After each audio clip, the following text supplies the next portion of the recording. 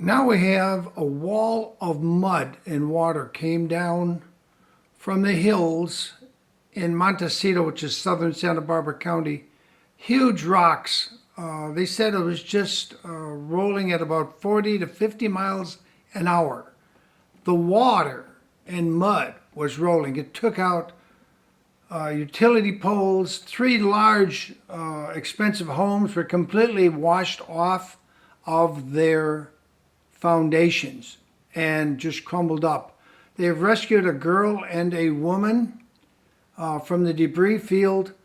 I'm Marissa, thanks. And she's not kidding, folks. Take a look at this video. This was texted to me by Joyce Dudley, our district attorney for Santa Barbara County. This is in between Summerlin, Montecito, not exactly sure where, but that's the northbound lanes of the 101. It's just covered in mud. There's about a foot of it there. And the underpass as well, that little creek bed there full of water. Just a huge mess that may take, if not today, it may take even into tomorrow to clean up. Who knows? We're just not sure. But this shows us just how much heavy mud and debris has come down, and it's completely blocked the northbound lanes. And as Marisa mentioned, people are now trying to go northbound on the southbound lanes, which is a horrible idea.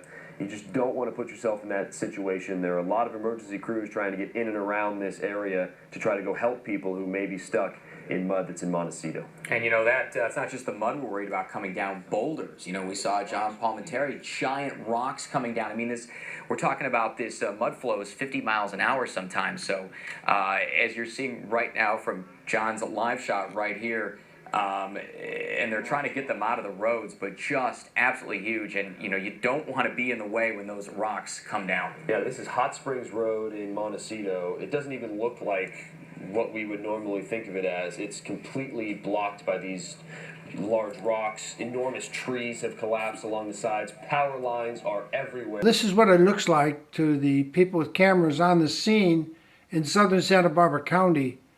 Those rocks you're looking at right there, some of those rocks were a half a mile away up in the hills. They said it took about 15 minutes for the mudslide to cover 2 miles from where the place had been burned out several weeks ago.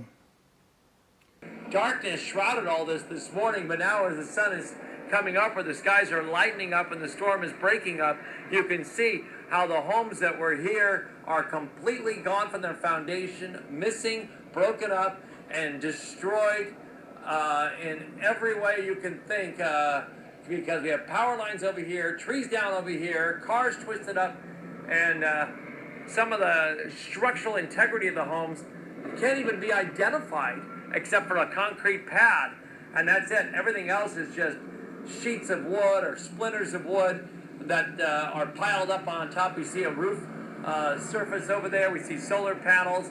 And within that, you see a lot of yellow emergency jackets, and employees are there looking underneath for possible victims. We have multiple reports of unaccounted for people in this area.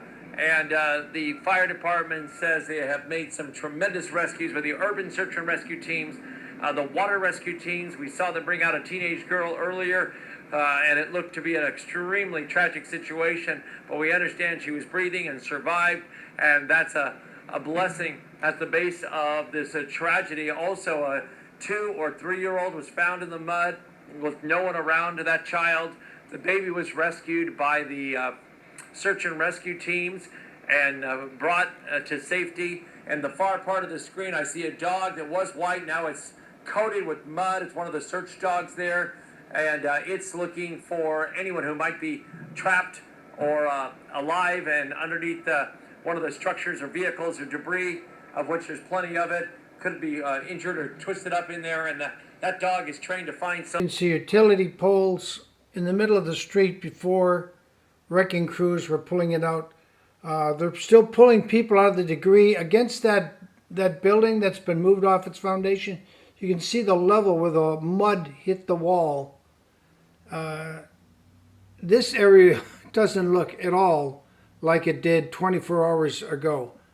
It was a scary thing. People were caught at 3:30 and 4 in the morning in their homes, with their homes simply moving off the foundations. We haven't got the reports of the missing yet, but there are people missing who were living in those homes. and we're still trying to find out where they are, if they're even alive. But it's hard to move those boulders to look for bodies. But this is the way the street looks. Where houses used to be, they're gone. It's just amazing to see all this mud and these rocks that moved 2 miles from the hills that were burned out last week. But as for those of you worrying about Neverland, I was just out to Neverland. Neverland is fine. It's not affected. The gates are there. But I would recommend to any Michael Jackson fans planning to come up, don't. You can't get to Neverland without going through Route 166 and down 5 and coming in through Santa Maria. Do not try to come up from Los Angeles this week. It's going to be a mess. So be cleaning this up for a week or more. That's all I can say right now. It's really bad. Just checking my mic for everything. And here comes another helicopter.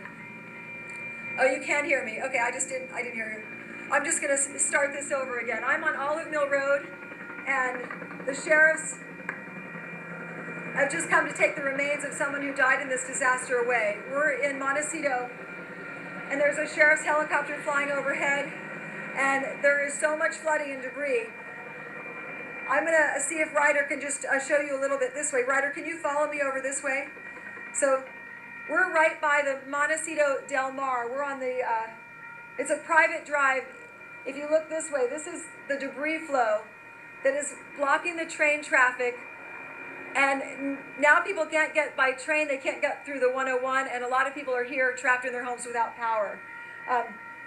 This debris flow includes some really bizarre things. It looks like there are mattresses. There is a surfboard. There is patio furniture. There are ladders. It is just hard to believe. I'm not even sure what that container looks like, but that came a long way down this street. And then I'll just let you look back this way. There are people with the trains. You can hear. No train is traveling down these tracks. The 101 is closed. That military vehicle, she said, is here to take out a dead body because nobody else can get a vehicle close enough to pull the dead body out of the debris. We don't yet know how many people died in their homes at 334 when that wall of mud and water came down the overflowing creek as a result of all the fire burning the vegetation that was holding the mud and land rocks. It's a mess.